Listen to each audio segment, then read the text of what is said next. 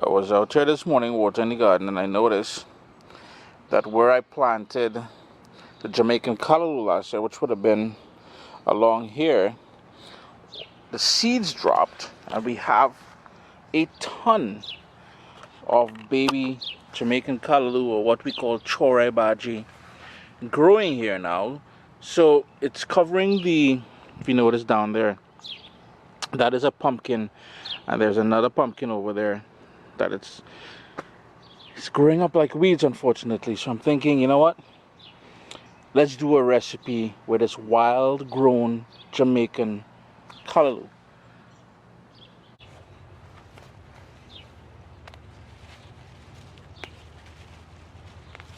And the reason why I'm taking these out, and they're still baby plants to be honest with you, but I need to clear up the room around the pumpkin plant.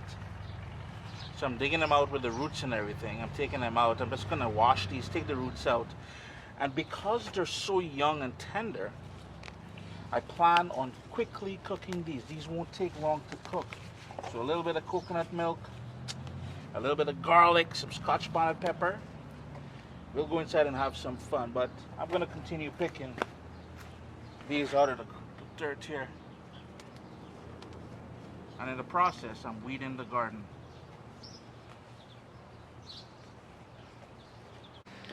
And there we go, I got a nice little haul. So let's go inside and cook that up quickly. You need some salted cod, as I said, some garlic, some onion. You know what, we're gonna need one more thing. But the reason why I had to take them out by the roots and everything, I wish I had enough room to transplant them, but as you can see, my garden is already full. Yeah, look at my babies now. Anyhow, we need some time, some fresh time. I don't have space because all here is all my hot peppers and all that. No space. But for now, we need some of this fresh time. What's up, soldiers? Don't forget to click subscribe. If you've already clicked subscribe, hit that bell notification thing. I want to all you missing out on the new videos, man. Come on, click. And just like when we did mature chore baji or Jamaican Callaloo, we've got to clean it. But in this case here, we don't have, all the stems are tender. So all we're going to do is pretty much break off the roots. We're going to discard that. And all of this is nice and clean. Be sure to wash it really good. See, we got a root trying to sneak in there. No, partner, not today. Gonna shake that out, and I'm just tossing it in a bowl on the side here. And I know that's a little bit of work, but come on, man. You're getting this fresh from your garden. You can't go wrong, man. This is as natural as it gets. No fertilizers, no chemical, no pesticides, nothing like that. So while we've done recipes with Jamaican Callaloo before, this is the first time you're going to see me doing it with baby Jamaican Callaloo. Chore baji, same thing. I got some work to do. I've got my pot on a medium flame there, and if you guys recall, a few months back we did sun-dried tomato in olive oil with some big chunks of garlic, and that's what I'm using here today. I'm going to go in with some of that oil.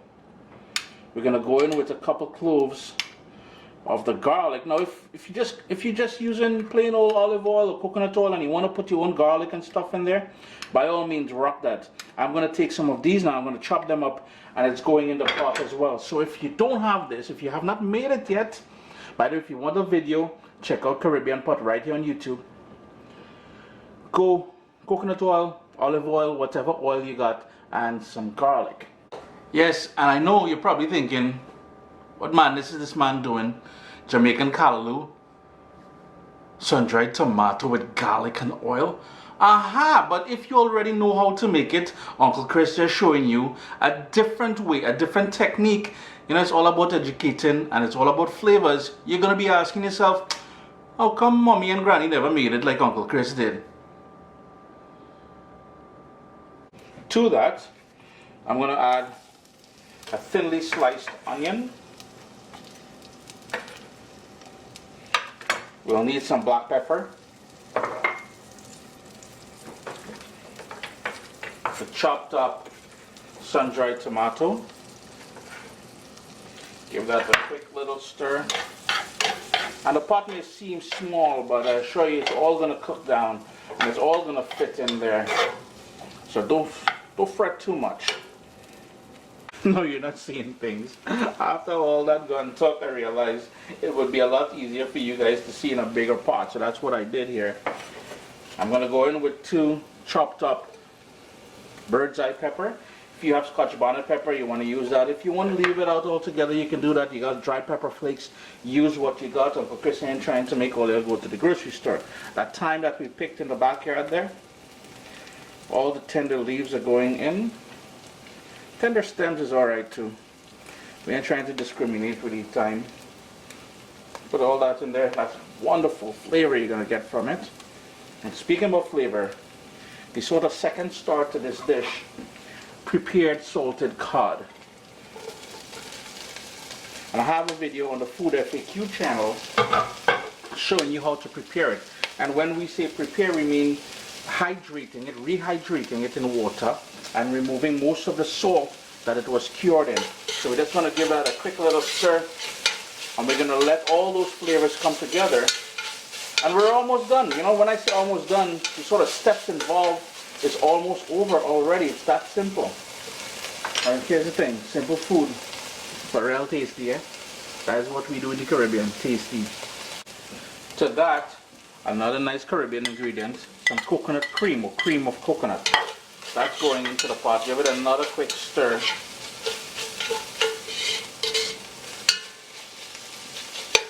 And now it's just a matter of adding in the prepared baby callaloo we harvested earlier. Well prepared, yeah, so we washed it and everything. Stems and everything. As I said, this is nice and tender, so don't worry too much about that. If the pot is getting filled, all you have to do is allow it to cook down a little and it will begin to wilt. Just work that in there. We'll need some water to help sort of steam cook it now. But first we got to give it a stir.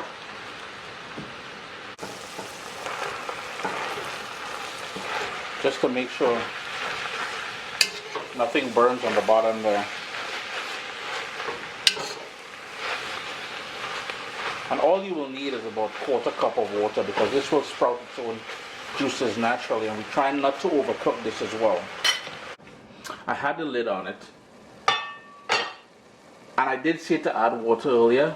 Ignore that. Do not add any water, because with the lid on, it's going to sprout its own natural juices.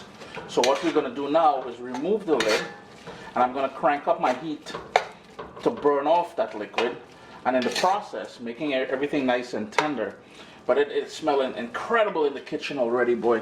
So 3-4 minutes and we're done. It took about 6 minutes. I turned off the stove. It's nice and dry now, as you can see. Before you do, taste it for salt and adjust it accordingly, because here's the thing, your tolerance for salt will be different than mine. I did not add any salt because the remaining or the remnants of the salt in the salted cod was perfect, and I knew that going into this. Not only is this a dish I really like, I appreciate the fact that it was growing wild in my garden there. I didn't plant that this year, and we put it to use. Wild callaloo, yes. Take it easy, all right?